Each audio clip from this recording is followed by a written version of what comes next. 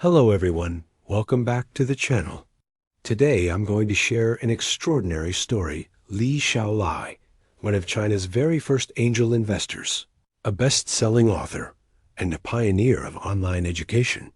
He took the physics concept of escape, velocity that he learned in class, and applied it to his own finances, learning at breakneck speed, rapidly accumulating and losing wealth, and ultimately breaking free from what he calls the gravity of debt and medical bills. Want to find out how Li Xiaolai achieved true financial freedom and what lessons we can learn from his journey? Then don't go anywhere. Next, I'll tell his story from a first-person perspective, how I achieved financial freedom when I was in high school. My physics textbook, I think it was the first volume in grade 10, introduced an important concept, escape velocity, also called the second cosmic velocity. That idea was so captivating that it sparked my imagination, and it remains one of my favorite concepts to this day, and likely for the foreseeable future. Using basic notions like speed, acceleration, kinetic and potential energy, u can calculate that the first cosmic velocity is 7.9 kilometers per second. If you launch at that speed, your spacecraft will orbit Earth, but if you exceed 11.2 kilometers per second, the second cosmic velocity, you break free of Earth's gravity and fly away. The third cosmic velocity, 16.7 kilometers per second, lets you escape the solar system, and the fourth, around 52.5 kilometers per second, would carry you out of the Milky Way. Back then, my school books always looked brand new, because as soon as I got them, I'd memorize each chapter's concepts by rote and promptly toss them aside attending class or doing exercises only occasionally. Honestly, school was ridiculously easy to coast through. I used to laugh when classmates carefully covered their new books in plastic. I felt like I had some secret method of book preservation. But with escape velocity, I couldn't help myself. Those numbers seemed almost mystical, and I had to work out the full derivation. Days flew by, and before I knew it, I had read the entire textbook front to back. That was my first true turbocharged learning experience, fast and rough, but exhilarating. In that moment, I realized my book preservation trick had actually been pushing my study speed past first cosmic velocity, and this intense learning sprint let me taste escape velocity. No one around me knew what it felt like to have your mind burst open with ideas. I tried explaining it to my deskmate once and nearly got death stares, so I kept it to myself. Years later, I heard Stephen Chow in Kung Fu Hustle say, "In all martial arts, there is no unbreakable defense, only speed is undefeatable." That line isn't just for show. It really makes sense. I started thinking about making money pretty early, and I was good at it. In my junior year of college, I saw a newspaper ad that a new wholesale market Huazheng near Chongqing Station was seeking tenants. I went to their general manager and said, "I'll recruit merchants in my hometown. What's the commission?" The tall female manager hesitated, then said, "You're young, can you handle it? But if you deliver, we'll sign a contract for 10%. With that contract in hand, I took leave, borrowed money to place an ad in the local paper, rented a room at the best hotel in town, and set up shop. Within 10 days, I had sold over 200,000 worth of goods and earned a 20,000 commission. I didn't take cash. I traded it for a prime little stall lease. This was 1994. My friend Luo Yonghao, then a college dropout, witnessed every step, even helping me place the ad. I told friends then, "You must move fast to make money, not out of greed, but because physics says you have to exceed second cosmic velocity to escape Earth's pull." From that point on, my deals always moved quickly. That first 10-day 20,000, and many more after that, of course. You can't literally calculate a financial escape velocity with a formula. In reality, the gravity of debt and expenses. is far stronger than any textbook suggests. By about 1997, I'd already earned over 1 million yuan as the Northeast regional distributor for Jining memory cards. Then disaster struck.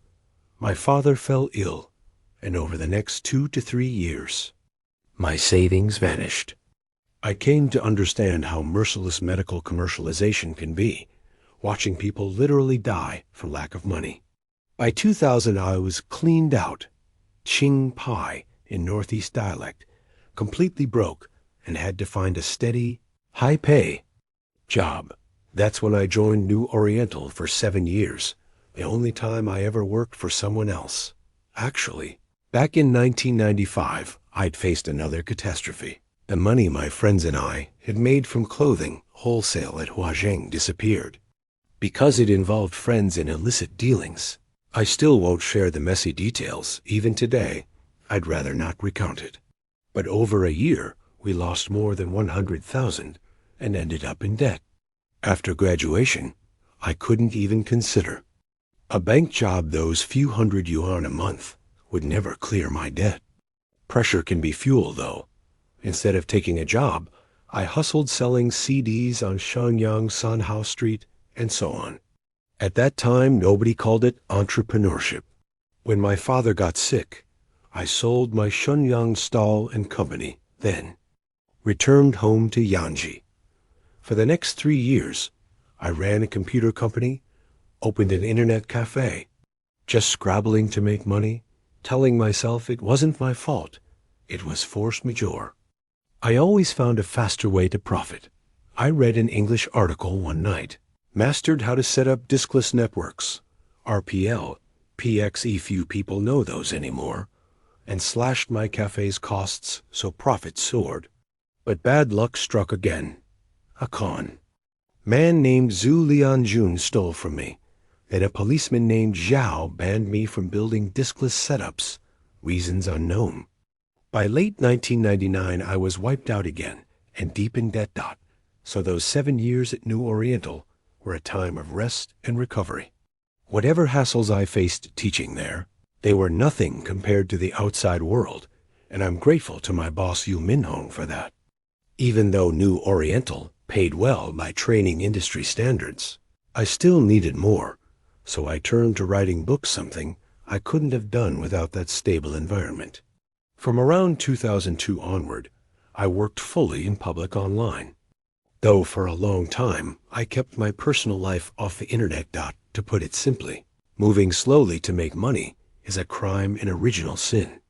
The financial gravity of debts, lack of inheritances, betrayals, inevitable disasters, taxes, insurance, and living expenses is brutal.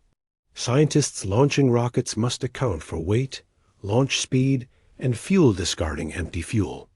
Tanks mid-flight to lighten the load. That's a brilliant strategy. For a long time, I refused to buy a car.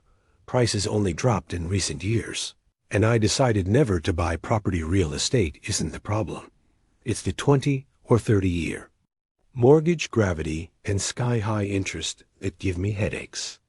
Instead, I spent heavily on books, at least $1,000 a month on Amazon, and used that to boost my credit card so I could leverage knowledge, which is weightless. Whenever I had extra cash, no easy feat, I'd buy U.S. stocks from Hong Kong, almost a zero-gravity way for Chinese investors to make money back. Then, at the end of 2005, my father passed away. My mother barely spoke for days. In one breakfast, she said, "Xiaolai, you're finally free." I replied, "Yes, I know." With no more hospital bills, I was truly financially free. After some preparation, I resigned from New Oriental in summer 2007, around Chinese New Year, and began writing Time is Your Friend at age 35. By then, I'd mastered creation, finance, and the art of building passive sleep income. In the following years, I moonlighted, constantly started an overseas study consulting firm, tried random ventures, and as Twitter's Zhu Feng once quipped, Professor Xiaolai is most reliable when he's not doing his main job. Why? Because I'd broken past first cosmic velocity in finance, my earnings consistently outpaced financial gravity, putting me in a state of weightlessness. In early 2011, I stumbled on a magical discovery. You know what I mean today.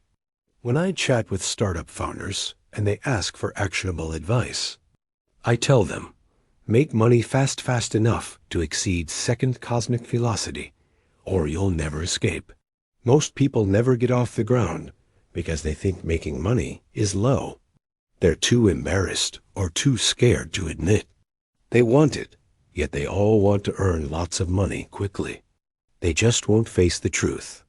Denying reality only traps you in self-deception. Our brains hate lying to themselves, so they turn lies into reality. Don't be fooled by fancy jargon. The simplest description of a business plan is your plan to make money. World-changing, disruption, grand missions. Those sound impressive, but in business, you must put profit first. You can change the world through commerce or passion, but if you're running a business, making money is your primary mission. I train investment managers. I throw them over 100 business plans and tell them to read, pick the best, and note why. A month later I ask, read them all?